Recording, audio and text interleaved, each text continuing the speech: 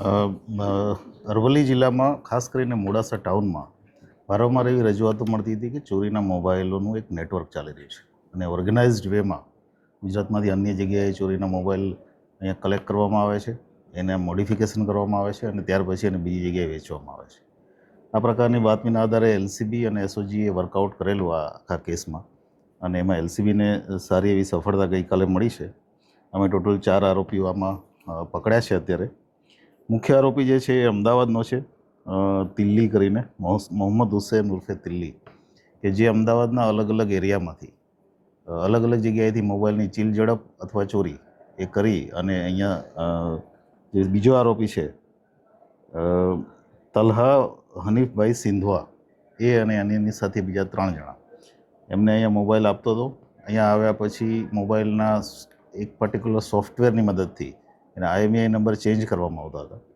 IMEI number change કર્યા પછી જે મોબાઈલ જે તે જગ્યાએ જ્યાં ચોરી થઈ છે ત્યાં એનું ક્યારેય ટ્રેસિંગ આઉટ થઈ શકતું નહોતું અને એ ચેન્જ કર્યા પછી એમણે આ જે મોબાઈલ છે અન્ય રાજ્યોમાં ઇવન આઉટ ઓફ ઇન્ડિયા પણ વેચવાના પ્રયત્નો કરેલા છે. એની આગળની તપાસ અમારી ચાલુ છે.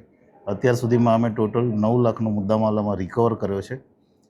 40 જેટલા મોબાઈલ અમને અત્યારે મળ્યા છે આમાં અને આગળની તપાસ જે છે એલસીબી કરી રહી છે. આગળની કાર્યવાહી ચાલુ છે. સાહેબ, લક્ષ્મી માર્કેટ એક આવું મોબાઈલ ચોરીના મોબાઈલ વધારે આવતા હોય છે, તો આ જગ્યાએ આ લોકોએ વેચાણ કર્યું છે, એવું પૈસા સામે આવ્યું છે?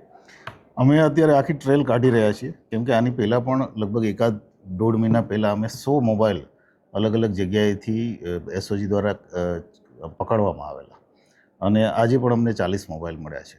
મોટાભાગના જે મોબાઈલ છે એન્ડ્રોઈડ ફોન છે, પણ અમે આગળની તપાસ એની ટ્રેલ ક્યાં ક્યાં જઈ રહી છે અને આખી ઓર્ગેનાઇઝડ ગેંગ કેવી રીતે કામ કરે છે એની તપાસ વધારે કરશું, પછી જ આપને વધારે વિગત આપી શકીશ. આ મોબાઈલના ઉપયોગથી કોઈ ક્રાઇમ અને અંજામ આપ્યો હોય અથવા તો કોલ સેન્ટરથી લોકોને છેતરપિંડી કરતા એવું કંઈ તપાસમાં?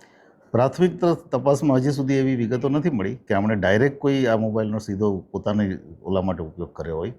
એનો મેઇન હેતુ હતો આ મોબાઈલ IMEI નંબર ચેન્જ કરીને વેચી દેવાનો. બની શકે કે આગળ આમાં ક્યાંય આગળ વધારાના પુરાવા મળે કે જેમાં ક્રાઇમમાં મોબાઈલનો ઉપયોગ થયો હોય તો પણ એ તપાસમાં લઈશું.